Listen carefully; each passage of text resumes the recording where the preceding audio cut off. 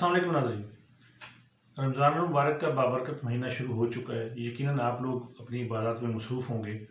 आज के सेशन में मैं आपको बताऊंगा कि रमज़ान शरीफ के दौरान सहरी और इफ्तारी के वक्त कौन सी खुराक हम इस्तेमाल करें कि जिससे हमारी प्यास की शिद्दत कम से कम हमें महसूस हो। नाज़रीन, इसके लिए मेडिसिन भी हम यूज़ करते हैं, वो भी हम कर सकते हैं, वो भी मैं आपको बताऊँगा और ख़ुराक के मतलब भी आपको बताऊँगा कि किस तरह की खुराक हमें लेनी चाहिए। तो आज के सेशन में हम बताएंगे कि इफ्तारी के वक्त और सहरी के वक्त किस तरह की खुराक आप लें ताकि आपको भूख और प्यास की शिद्दत ज़्यादा महसूस ना हो। ये जो आज का सेशन है ये दो हिस्सों में हम मुश्किल इस पर करेंगे। एक तो आम लोगों के लिए जो मरीज़ नहीं होते और उनके लिए खुराक किस तरह की होनी चाहिए, और दूसरे हिस्से में मैं आपको बताऊंगा कि कौन कौन से मरीज़ ऐसे होते हैं कि जो रोज़ा रख सकते हैं और वो किस तरह की खुराक नॉर्मल लें और उनके लिए रमज़ान शरीफ जो है वो आसानी से गुजर जाए। तो पहले हिस्से में जो नॉर्मल आप आम लोग जो होते हैं, आप ये देखें कि रमज़ान शरीफ में हमें जो मसाइल ज़्यादा पेश आते हैं वो ये होता है कि हमें या तो बहुत प्यास लगती है। कुछ ऐसे लोग होते हैं जिनको प्यास बहुत लगती है, उनके जिस्म में हीट होती है, वो गर्मी की वजह से उनको प्यास लगती है, मुंह खुश्क रहता है उनका अक्सर हर वक्त। तो नाज़रीन, आम तौर से ये है कि बीमारी के दौरान अगर हम रोज़े रखेंगे तो हो सकता है हमारी बीमारी बढ़ जाए। तो इस खदशे के पेश नज़र अमूमन हम रोज़ा छोड़ देते हैं। मैं आपको दूसरे हिस्से में ये भी बताऊंगा कि कौन कौन सी ऐसी बीमारियां हैं जिसमें रोज़ा हम छोड़ सकते हैं और कौन सी ऐसी बीमारियां जिसमें हम रोज़ा छोड़ने से कोई फ़र्क नहीं पड़ता। आप रोज़े रखेंगे तब भी आप बेहतर उसमें होगा। आप ये देखें कि रमज़ान शरीफ के दौरान जो सबसे ज़्यादा मुश्किल हमें पेश आती है वो होती है प्यास की। आजकल जो मौसम जिस तरह का चल रहा है उसमें भूख इतनी ज़्यादा नहीं महसूस होती, लेकिन प्यास थोड़ी सी महसूस होती है। और कुछ जो गर्म इलाके होते हैं उनमें प्यास की शिद्दत भी होती है, फिर ज़ाहिर है भूख भी की भी होती है। लेकिन जो मसाइल हमारे साथ पेश आते हैं वो ये होते हैं कि स्टोमिक का जो डिस्टर्बेंस होती है वो अक्सर हो जाती है। यानी हम खाना इस तरह ओवरडोज होकर खाते हैं तो सबसे पहले प्रॉब्लम आता है। आपने ये ख्याल रखना है कि फिर हमारे जो खुराक आप जो भी ले रहे होते हैं, जो आपकी मसाइल शुरू होते हैं, गैस की प्रॉब्लम वो आपने पेट भरकर नहीं खा, तो हम तंग होते हैं। होता ये है कि जब हम सुबह सहरी के बाद सारा दिन भूख प्यास से गुजारते हैं और फिर जब शाम को पानी पीते हैं तो पानी थोड़ा सा ज़्यादा पी लेते हैं, और फिर अगर उसके साथ साथ हम थोड़ी सी खुराक भी ले लें या रोटी थोड़ी सी खा लें, चपाती खा लें कोई, तो वो भी हमें प्रॉब्लम करती है।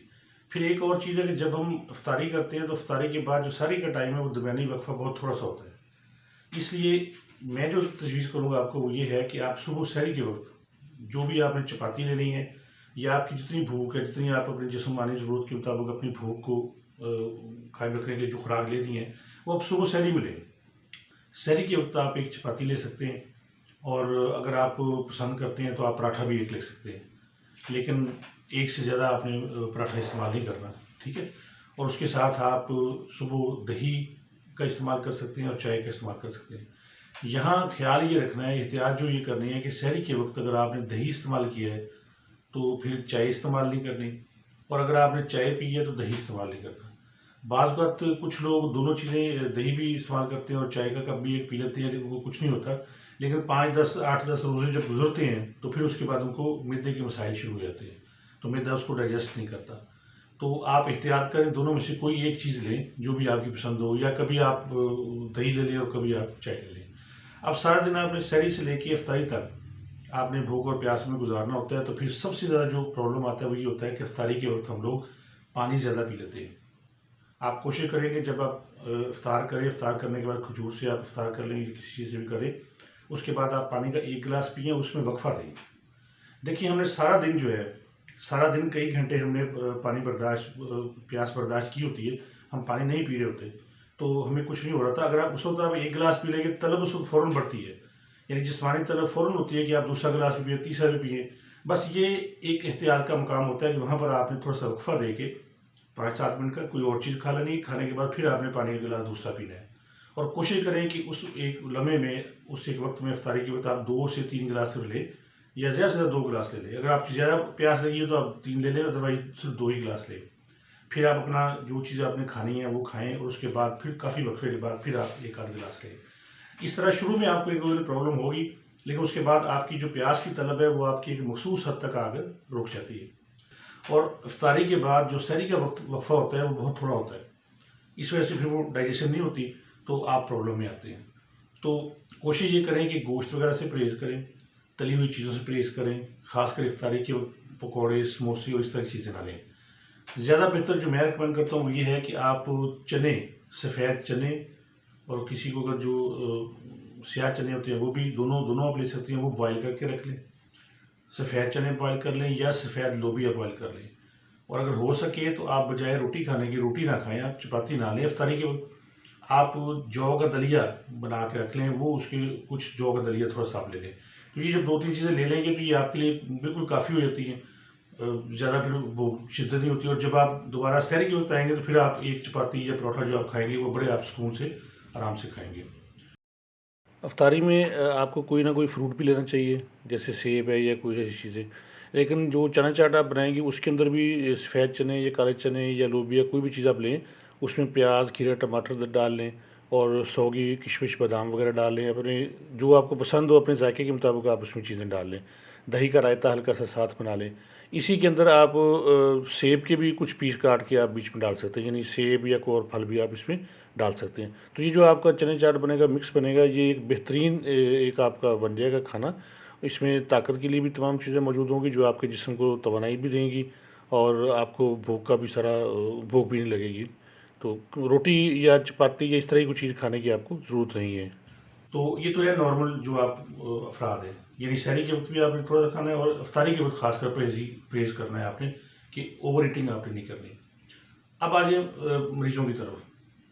नाज़रीन, हमारे आम जो इमेज है, जो हम लोग ये सोचते हैं, वो ये है कि जो आदमी थोड़ा सा बीमार होता है वो ये समझता है कि मैं जो अगर रोज़ा रखूँगा तो ज़ाहिर है मेरी बीमारी में इजाफा होगा। फिर हमारा मज़हब भी हमें ये इजाज़त देता है कि अगर आप बीमार हैं तो आप अपने रोज़े को मौखर कर सकते हैं, किसी और दिन पे आप रख सकते हैं जब आप सेहतमंद हों। अब कुछ मरीज़ ऐसे होते हैं, जैसे ब्लड प्रेशर के मरीज़ हैं या शुगर के मरीज़ हैं, वो तो मुस्तकिल बीमार रहते हैं।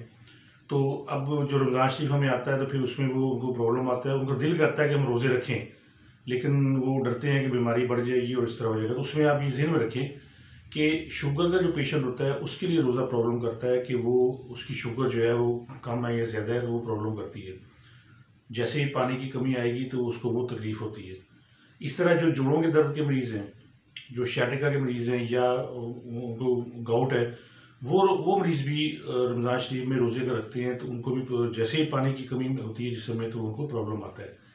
गुर्दे के मरीज़ जो हैं वो डायलिसिस पे जो होते हैं, या उनका क्रिएटिनिन जिनका बढ़ा हुआ होता है, उनको भी प्रॉब्लम आता है। तो ये तो कुछ ऐसे मरीज़ हैं जिनको प्रॉब्लम आता है, लेकिन तमाम मरीज़ जो होते हैं उनको ये प्रॉब्लम नहीं आता। अगर आप ख़ासकर गुर्दे की अगर आप ज़्यादा बीमारी में अगर आप नहीं मुब्तला, किडनी में भी, तो भी आप वक्फ़े-वक्फ़े से रोज़ा रख सकते हैं। यानी आप अगर 2 दिन रोज़ा रखें या 3 दिन रोज़ा रखें, तो 1 आध दिन बीच में अगर आप वक्फ़ा दे लें तो फिर आपके रोज़े चलना शुरू हो जाते हैं। मतलब ठीक है, आप बेहतर तरीके से चल सकते हैं।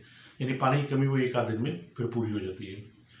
तो उनके लिए ये है कि आप जो मिर्च और मसाले वाली चीज़ें इस तरह की मतलब ना करें।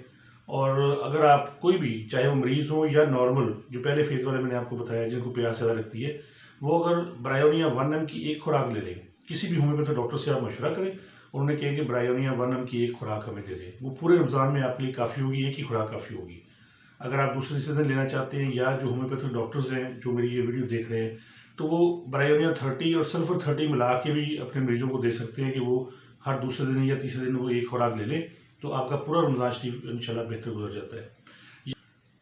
तो नाज़रीन, जो कैंसर के पेशेंट हैं, सबसे ज़्यादा वो डरे हुए होते हैं कि हम रोज़ा रखेंगे तो हमारी बीमारी बहुत बढ़ जाएगी, क्योंकि कैंसर के पेशेंट को मुझे समझते हैं कि ये बहुत ज़्यादा क्रिटिकल और क्रॉनिक डिजीज़ में मुब्तला है। आप लोग हैरान होंगे नाज़रीन कि सबसे बेहतरीन तरीके से कैंसर का पेशेंट रोज़ा रख सकता है। अब देखें कैसे, क्यों? कैंसर का जो पेशेंट होता है उसके जो बॉडी सेल्स होते हैं उनमें जो लिक्विड है वो बढ़ना शुरू होता है, इन्फेक्शन की वजह से लिक्विड बढ़ता है। उनको अक्सर आप देखा होगा, यानी 80% से ज़्यादा जो कैंसर के पेशेंट होते हैं वो खुश्की के मरीज़ नहीं होते, उनको भूख नहीं लगती और उनको प्यास भी नहीं लगती। और रोज़े के दौरान यही 2 चीज़ें हमें परेशान करती हैं, यानी भूख और प्यास। तो कैंसर के मरीज़ को तो वैसे ही भूख और प्यास नहीं लगती। अगर वो सहरी के वक्त कुछ थोड़ी-सी चीज़ अगर ले ले, कोई चीज़ खा ले, बेशक वो दही खा ले या जो भी उसके मिज़ाज के मुताबिक, यानी कैंसर के मुख्तलिफ पेशेंट होते हैं जिनकी खुराक मुख्तलिफ होती है। ये एक अलग अलग सब्जेक्ट है। मतलब मैं अपने पेशेंट्स को बता देता हूँ कि जो जिस चीज़ का कैंसर का पेशेंट है उसके मुताबिक उसका एक चार्ट बना के हम देते हैं कि ये खुराक आपने खानी है। वो अपने चार्ट के मुताबिक कोई भी खुराक अगर वो ले ले, तो उसका सारा दिन आराम से गुजर जाता है। उसको ये तलब नहीं होती कि ज़्यादा प्यास नहीं लगती और ज़्यादा उसको भूख नहीं लगती, और उसकी बीमारी भी इसका कोई असर नहीं पड़ता, क्योंकि कैंसर एक अलग डिजीज़ है। उसका रोज़ा रखने से उसको कोई फ़र्क नहीं पड़ेगा। यानी ये आम जो तसर है कि जो कैंसर का पेशेंट है वो ज़्यादा अपने आप को बीमार समझता है और वो रोज़े छोड़ देता है, तो वही कैंसर का जो पेशेंट है वो बेहतरीन तरीके से रोज़े रख सकता है। वो बेशक सारे रखे, उसमें नागा भी ना करे रोज़ों में, तो वो बेहतरीन तरीके से रोज़े रख सकता है।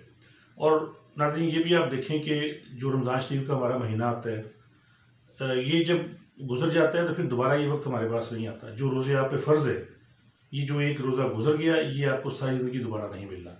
तो मेरा तो मशवरा ये है कि जो मेरे कैंसर के पेशेंट हैं, मैं उनको भी सजेस्ट करता हूँ कि जब रोज़े आते हैं तो आप अपनी इबादत करें, अल्लाह से दुआ मांगें और रोज़े रखा करें। तो ये याद रखें कि जो रोज़े हैं, नाज़रीन मैं फिर आपको ये कहना चाह रहा हूँ कि रमज़ान शरीफ का जो भी रोज़ा गुजर गया, ये दोबारा फिर वापस नहीं आना, और ये सारी ज़िंदगी आपको नहीं मिलना।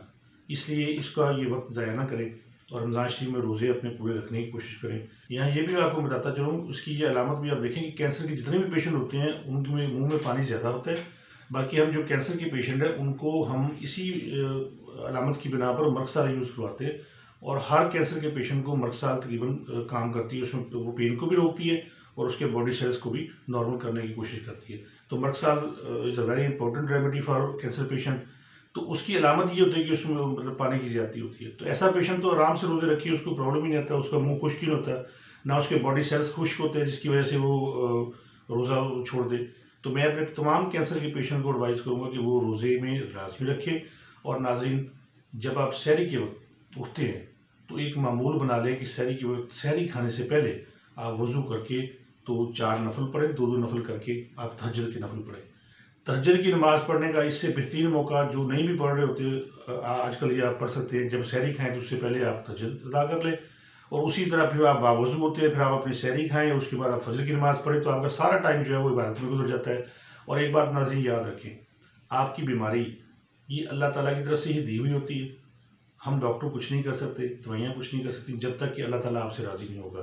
तो ये बेहतरीन मौका है आपको अपने रब को मनाने का कि आप सुबह उठें और तहज्जुद अदा करें। उस वक़्त की जो दुआ है वो रद्द नहीं होती।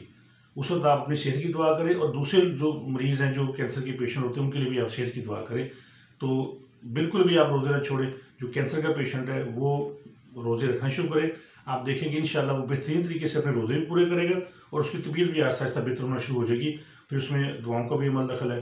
हम भी दुआ करते हैं। नाज़रीन, आप भी सबके लिए दुआ करें। अल्लाह ताला तमाम जो मरीज़ हो उनको सेहत व तंदुरुस्ती अता फ़रमाए। आमीन। अस्सलाम वालेकुम व रहमतुल्लाहि व बरकातुहू।